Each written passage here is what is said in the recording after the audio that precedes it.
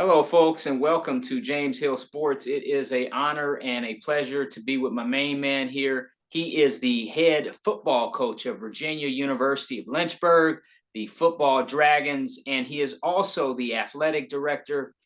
Coach Newman, first and foremost, I hope you and your family and the VUL Nation is well. How you doing today, sir? Doing great, James. I'm worried about you down there in Florida, man. You guys had some horrendous weather down there, so hope you and your family's doing well. And we were praying for the people in Florida, and we got a number of players and their parents there and families there. So glad to see you back up and running, man. Thank you so much. Talk a little bit about your football program and take us through the first part of the season. Take us through September as we have flipped the script now, and now we're in October. Start us out with the Virginia Union game and walk us through those weeks of football. Make no excuses. Virginia Union is probably one of the finest D2 football teams in the country right now. Our football team last year, we went home after January. We did not come back, so we had no spring football. We had a good chance to recruit, got a lot of young, great players. We were together for about a month before we played the Union game. Just not enough time, made a lot of mental mistakes, a lot of young mistakes that teams make when they're young, taking no credit from Virginia Union. They do a tremendous job there, and they show they're one of the best D2 teams in the country. They can be some D1 teams as well. So, went up to Union. We laid an egg there, didn't do well. We was just young, growing, had a brand new, young, true freshman quarterback, first college football game. And, it was a little nervous for him. And, he did some good things, but, show you just how well things work. We had game 2, and that's down at Presbyterian. And Presbyterian's a D1 school, and they do an excellent job there at Presbyterian, one of the finest programs in the country as well.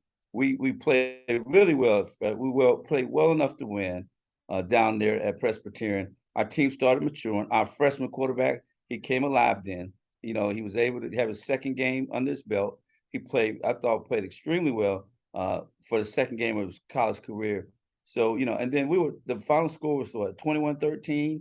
We had a touchdown call back. So easily, I felt like we should have won the football game, but hey, it didn't work out that we didn't win. But hey, we played well going into the halftime. We were like a minute and 30 seconds to go in the half. We were up 7-0. They got a touchdown with about a minute and 10 seconds to go in the half. Going into halftime, they had the momentum, but the game was tied up. We came back out with a young team, made some mental mistakes with our young freshmen. That's okay. They're growing up. Like I tell you, we're getting better and better every week. Presbyterian went up and went up 14-7. And then we were on a drive down to the 17-yard line where I think our little young quarterback, C.J. Brooks, took our team down there, drove them down. We made a costly turnover with a 4th and 1. We had a turnover that turned the game a little bit because we're going in the tie. But we either could have got a field goal out of that, some points in that, but we didn't get any. So then Presbyterian came down and scored again. But then we fought back. Like I said, another young team came down and scored, made the game 13-21, and then just ran out of time. I mean, we were on our way to tie the football game or either go ahead, and just ran out of time. Just getting better every week. So that was a big, big turning point for our program at that point. So I was real happy and how far we came from the first game into the second game. And then talking about game 3, big game for us, Delaware State. Last year, Delaware State handled us pretty good. They, did some real good things to us last year. But this year, we came in another young team, but a little better football team. And it was a dogfight. I mean, it was a dogfight there at Delaware State. Coach Millsap does a tremendous job there and got a great team down there in Delaware. Great facilities. He does a great job. I don't know I think he's in his 4th or 5th year there. He's turning things around there at Delaware State.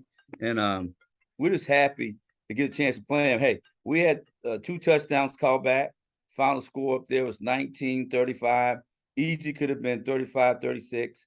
Our kids played it really, really well. Our freshman quarterback grew up that day even more, throwing for over 364 yards passing. We had like 80-something yards on the ground. Our defense, and we won the second half. That is the most encouraging thing. We won the second half. We spotted them 28 points. in the first half, came back and beat them in the second half, 10-7. Our defense held them to 7 points. We actually had 10 points, but you play 2 halves. So we played well for the second half and beat Delaware State the second half. But fortunately, they won the football game. I think it was 19-35. So, like I said, it was a good third week for us to play.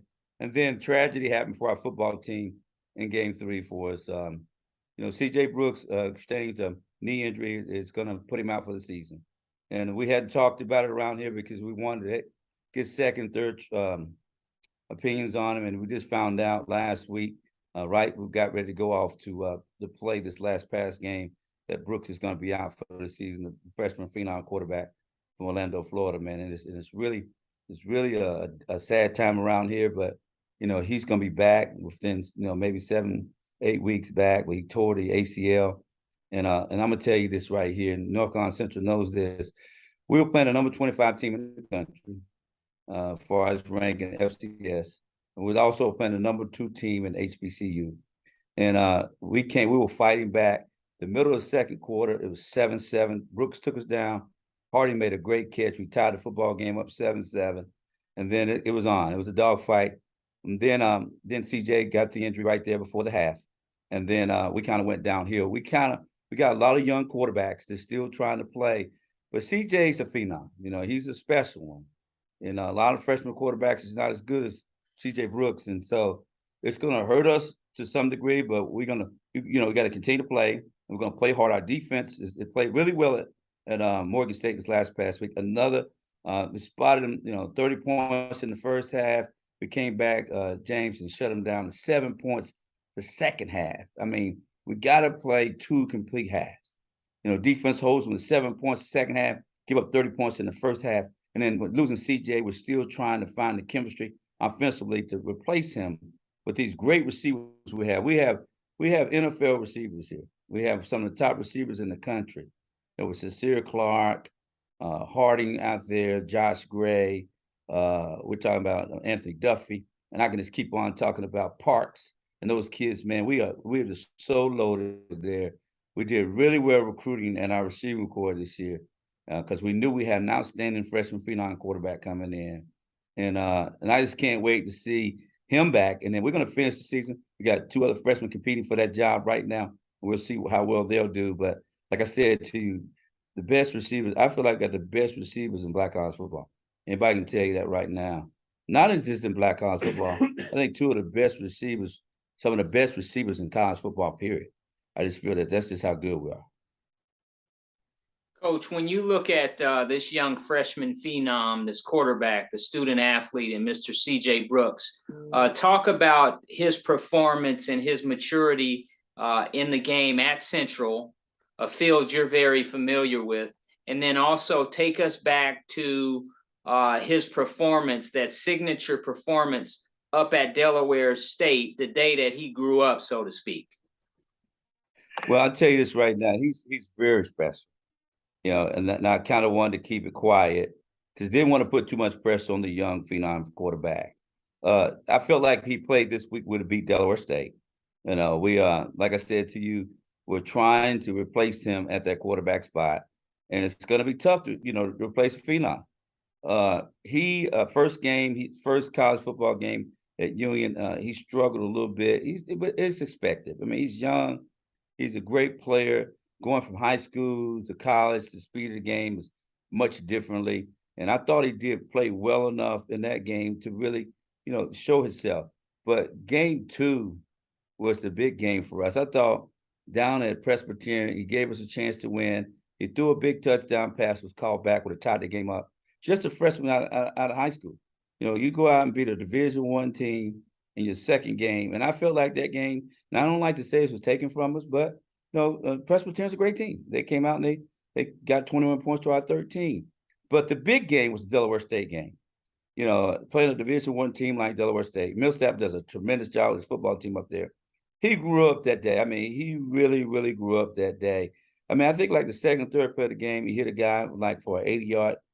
Should have been a score. He hit him right there on a quick slant in the middle of the field and drove our team down, and we scored. We scored the first drive of the game. Delaware State was down. And then we came back out and gave up a touchdown to various drives to them.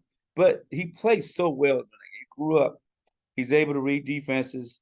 He makes good decisions. CJ just don't make good decisions on the field. He made good decisions off the field. He's an excellent student athlete. He's a 3.9, 3.7 GPA kid. A great family. That family out of Orlando, dad and mom does a tremendous job with him. And we was just fortunate enough to land him. It was a little fighting for him in the recruiting war, and we actually came up on top of that. So we were happy that we were able to land him here, and he's just special. It's just a tragedy for us that, in the Central game, if you even ask those people, it turned into a ball game when he was in the game. I felt like if he had stayed in the game, it would have been a much closer game. Just knowing this week, if he had played, the game would have been much differently at Morgan State. Hey, Morgan won the game, but he's special. He's a difference maker. And fortunately, we're praying and hoping that CJ makes a full recovery. And right now, we just got to look ahead and get this football team going. They're growing defensively. We're growing. We got a great linebacker over there, Jaden Reeder. He's doing a tremendous job for us. We got Chap, a defensive end, is playing really extremely well for us. We got another kid, Webb, defensive lineman, is playing well. I mean, our team, our defensive coordinator, Kevin Smith, Kevin's no secret to black college football. It's central. I mean, Shaw University won a CIAA championship. Kevin's from the state of Florida, played at Florida State. He's from Jacksonville, so played down there for about Coach Boughton. And Kevin's one of the top linebackers in the country. Played also with Dion on the same team. So our defense have done really well under his leadership. We just got to put two halves together. How can you shut a team out, to 7 points? Two teams like that, we're a small D2. For him to do that, I'm just real happy, and our team is moving ahead and growing. Coach, you just had a look at Morgan State University. Coach Wilson just got there, very successful at Bowie State. Talk about some of the things you were able to see at Morgan when you played the Bears, a proud tradition and that football program with a new coach coming in from the CIAA. Coach Wilson's going to do a tremendous job. His record speaks for itself. I mean, he's a class act. I got a chance to talk to him for the game. Super excited about meeting him and talk with him. I see that program just really growing. A very sound defense. I think the best defense we've faced this year with Morgan State. Out of all the defenses we've faced, North Carolina Central is a great team, a top 25 team at the time we played, but I would say Morgan is just as good or better than any defense we faced this year. I just can't wait to see what he's going to do there. He seems to be a super nice guy. His team is very sound. They got good size, good team speed. Class act up there, the athletic director, all that whole thing. That was a great experience for us to go up and play Morgan. We look forward to going back if they have us back. But Morgan State is a team that they better look out for. I'm telling you now, they're a fine football team and coached very well. Real impressed with them. Coach, this weekend the saga continues. You'll go on the road again, road warriors, as it were. Next stop, you talk about Savannah State University, SSU. Take us into Savannah State, the scheme, what you think about that program, what you see on tape. And so far, when you look at Savannah, what are you seeing? Well, I'm going to tell you something. Savannah State was a great team last year. They got a brand new head football coach there this year. We looked at them on tape. They looked very, very good. I think they had a big win over Everett Waters. And Savannah State just played Kentucky State yesterday in the Classic and looked very, very good. As I go back again, telling you, James, we're just fortunate and blessed to play a schedule like we play and to play the caliber teams that we play. Fortunate, hopefully we can get better from every game. And I see us getting better going down to Savannah State. It's homecoming there, too. So it's going to be a great situation for our football team. A lot of our young players are going to get a chance to see the pageantry of black college football, the bands, the fans. You can smell the fish in the air and the chicken. It's going to be a jam-packed place down there. We're just super excited about getting the invitation to go in to play Savannah State. That's the home of Shannon Sharp. And I can speak on a lot of my former coaches that I coached with and played for. Coach Joe Crosby was there, the head coach there years ago, played at A&T. Savannah State's always been a classy place and a great place. So we're looking forward to going down and playing them. And like I said, we're not afraid of anybody. We'll play the toughest schedule in the country. That's just who I am. and I'm not afraid to play anybody. I mean, our kids are growing up. Like I said, we're in the ball game, even with the Central game. We're in the ball game until our quarterback went down. So our kids are growing, and I'm real happy with the schedule and happy with our football team. Coach Newman, next week, or actually on the 15th, you'll go into South Carolina State University, home of the Bulldogs. The dean is there, and Coach Buddy Pugh. You're talking about the HBCU defending national champions, Bulldogs Nation, the pageantry, and quality student athletes. Take us into that experience and what that can do for your football program to play against the best in America. Well, I tell you what, Buddy Pugh, that is a legend. You know, you talk about Willie Jeffries. You know, you talk about, if you keep talking about South Carolina State, you talk about the NFL players they're put out there, the beautiful stadium they have there.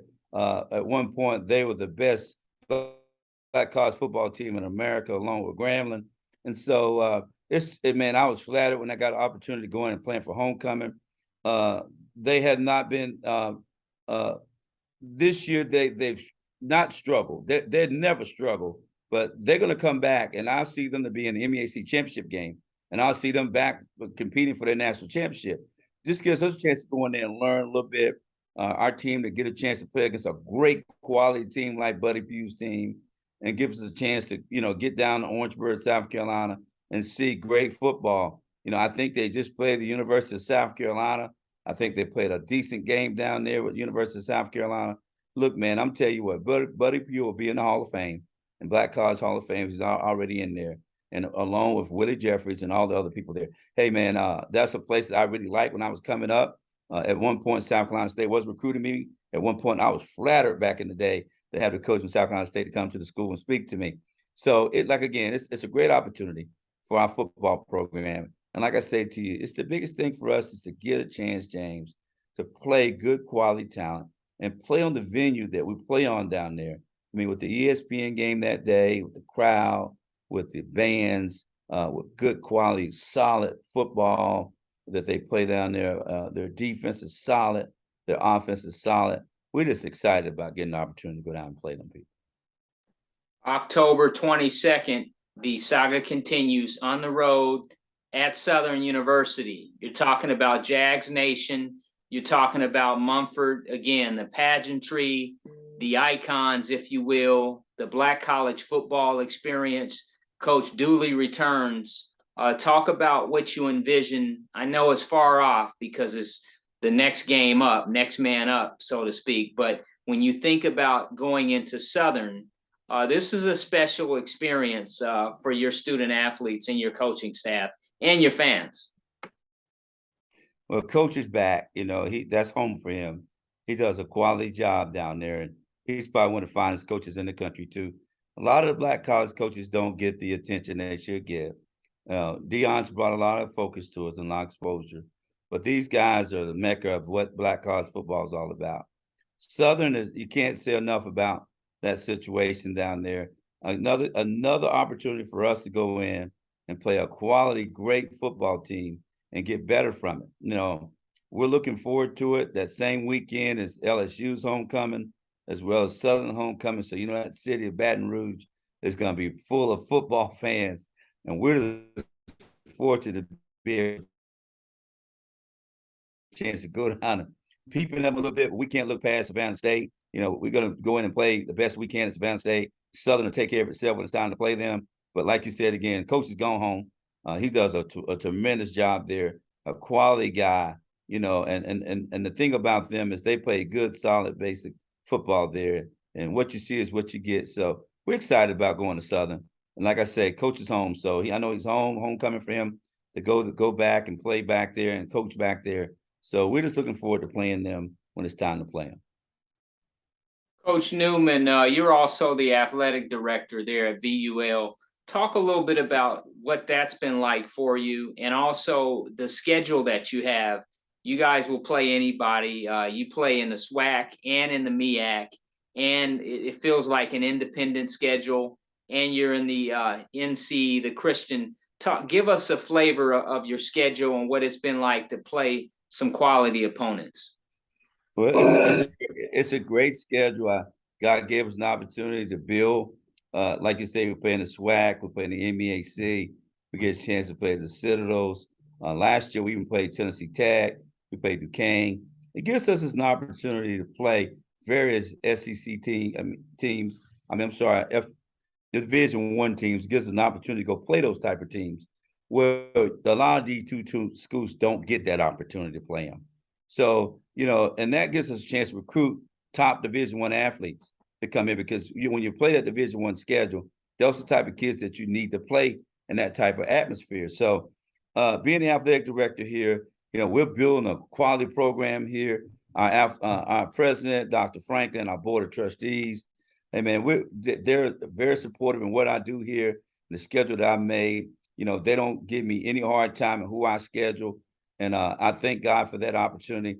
And any chance we get a chance to play those quality teams, I'm going to play them. I'm not going to turn away from that quality talent. I'm not afraid of playing anyone. And our basketball teams are the same way. We play Division I teams as well as some D2 teams. But you find us in football playing mostly Division I games. So I'm not going to stop doing it until they make me stop. But as of right now, it looks like nobody's going to make me stop doing that. So I'm just looking forward to here at VUL building a good quality athletic program, brick by brick, and just getting it done every year and year in, year out. Coach, where do you see your VUL athletics program going, and in particular the football program? Do you feel like at some point maybe it might join the MEAC or the SWAC or CIAA or SIAC, or is it going to stay as it is and just continue to play a little bit of everybody? What do you envision? I'd be very kind to say that all those conferences, the MEAC, the SWAC, the CIAA, all those conferences are great conferences.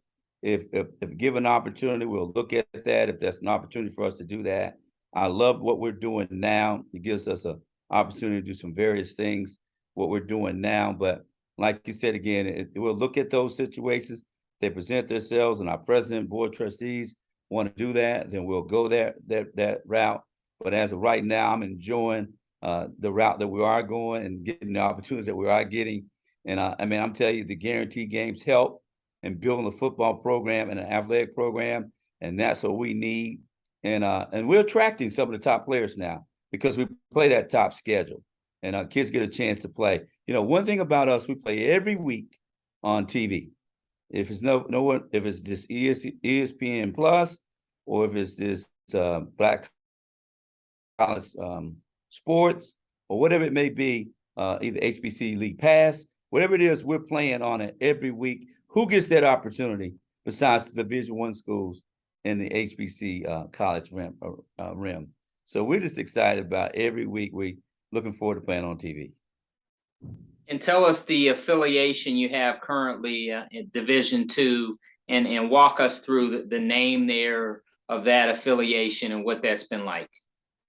Well, D2 wise, we're in the National College Christian Athletic Association. So we're able to play in schools from the CIAA. We play some of the D2 schools. We play like EIAC coming up this week, various schools that we have an opportunity to play. So with that opportunity, we play a number of schools. This year, I think we have 2 Division II games, and I think the rest of them are Division I games. And I want to stay there. I would love to play some more teams from the CIAA. I would love that opportunity for us to get a chance to play them. That's a fine conference, and one of the best Black college conferences in America. Actually, I played in that conference, so I'm a little biased towards the CIAA. So it's a great. And Coach Joyner does a tremendous job down there at Johnson C. Smith University. You got Joe Taylor over at Virginia Union, does a tremendous job, and I can just keep naming all the quality guys down there in the CIAA. So it's a great conference, and getting a chance to play some of those teams will be great for us here at VUL. Coach, and speaking of Johnson C. Smith University in Charlotte, North Carolina, it all starts at home, so to speak. Take us into what you see with that program and some of the quality student athletes who are making noise, so to speak, down there in Charlotte. I tell you what, it's a great question you had. I'm a proud father, coaching on the college collegiate level. I don't get an opportunity to see my sons play. both at Johnson C. Smith, and both of them are having a heck of season this year. I think within the last 2 weeks, they both combined have had 5 touchdowns.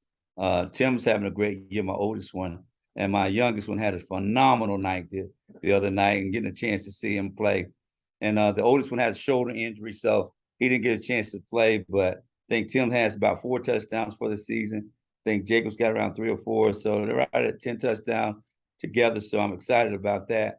But just to get a chance to see them play and see my alma mater, Johnson C. Smith. Coach Flowers is a personal friend of mine. I actually coached him to get his first win the other night against Elizabeth City. Oh, man, I was jumping up and down. I was one of the biggest fans and one of the biggest fathers you can be. Not a coach that night, me and my wife, to see my youngest get 3 touchdowns and a big win over Elizabeth City, man, I mean, I was flattered to see that. And I think that program, Coach Flowers is getting that program. I mean, the sky's the limit. He's a tremendous offensive mind down there. And he was a great quarterback when he played there. And I just see that program just leaps and bounds growing. The athletic director, he's a legend. With Coach Joyner there, he does a tremendous job. He was a women's basketball coach when I played there, but now he's the men's coach and the athletic director. And they won some CIAA championships there in basketball. So, hey, Charlotte's the Mecca. You know, it's one of the biggest cities in the CIAA, and I just see them growing and doing some great things. I'm just happy for my 2 kids, man. They're living their dream, man, playing where their dad played at and getting a chance to get in that end zone and get that hometown support. Hey, man, I just wish the best for them. Coach Flowers is doing a tremendous job. And also Coach Freddie Brown, the running back coach, I give hats off to him. He's done a good job too. Coach, October 29th, Weber International in Florida. Take us into your thought process on that particular football contest.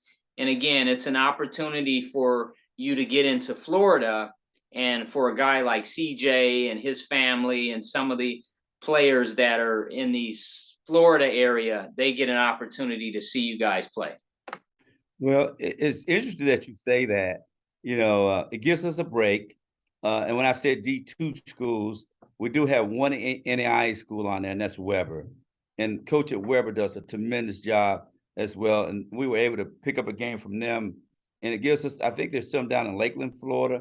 And we got a ton of kids from the Orlando. You know, we got about 5 or 6 kids from Orlando, a couple of kids from Jacksonville, got a couple of kids from Miami, and various parts of Florida. And I tell our kids this all the time, and I get in trouble with it. But I tell kids I love the kids from Florida. I think it's something in the water down there. They're just special kids down there can play in the state of Florida. You know, Florida has, you know, spring football. I mean, it's just big time. And for a while there, they kind of owned college football for a while with the Florida States and the Miami teams. And a lot of the teams, the Alabamas are recruiting heavily out of Florida.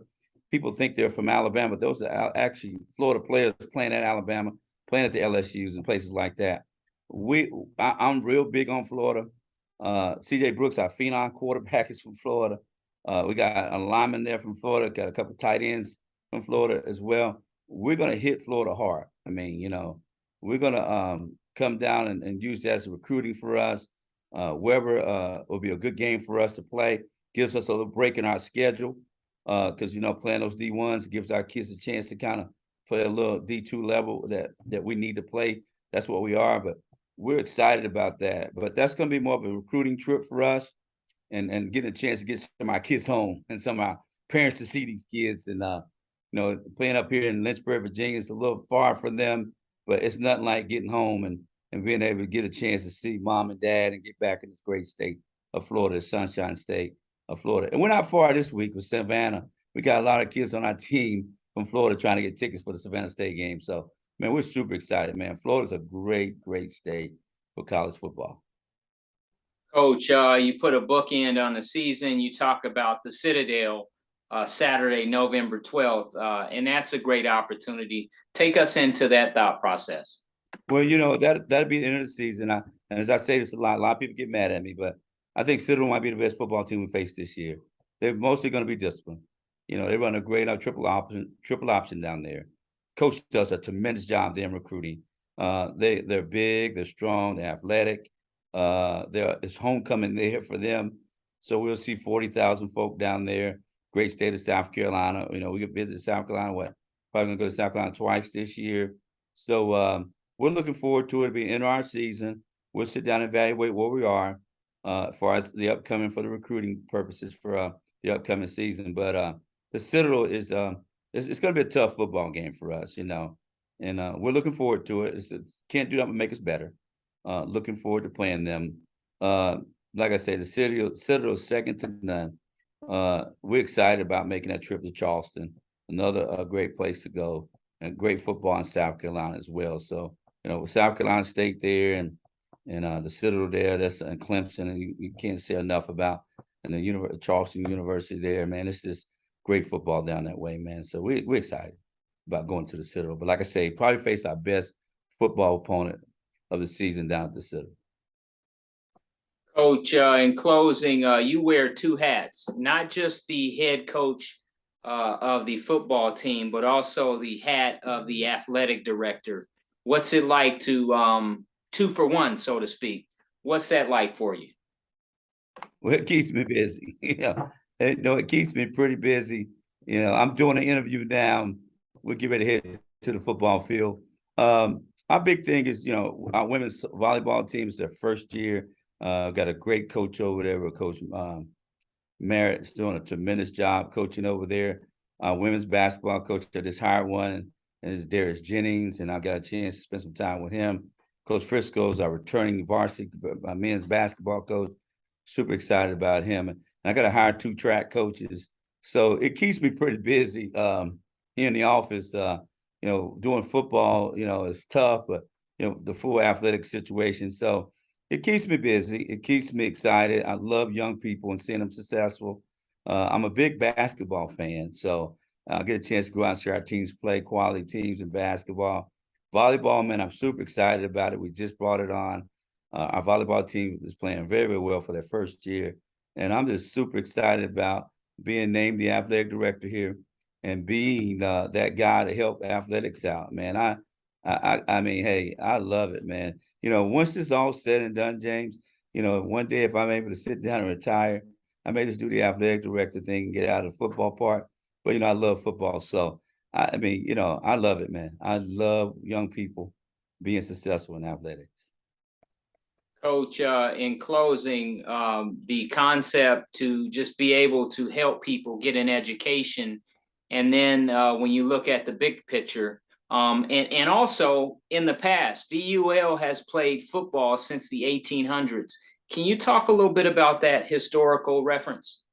Well, people just don't know, but VUL was in the CIAA. They were one of the first teams to actually play back then. You know, it's be Virginia Military University.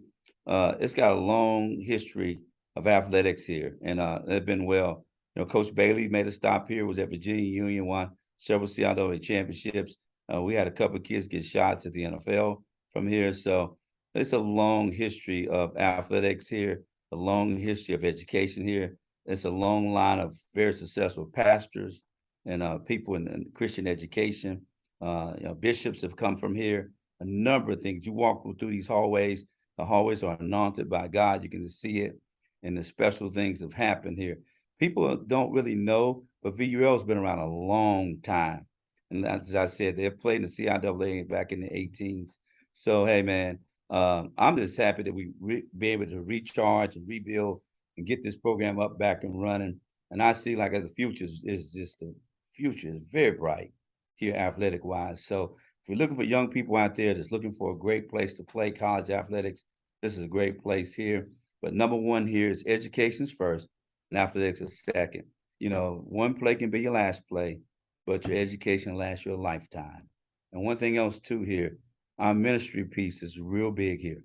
You know, Dr. James Coleman is the head of our Christian piece here, and he's the dean of Christian education. He does a tremendous job with that, and he's a graduate of Duke University as well as over at Virginia Union University. So, man, I'm just super excited what he does over in the religion part, and then our president and Dr. Price is with our dean over in education. She does a tremendous job here too. So, hey, man, we're as excited about what's happening here at VUL. I mean, it's a well-rounded, good situation for any young people that want to be successful academically and athletically.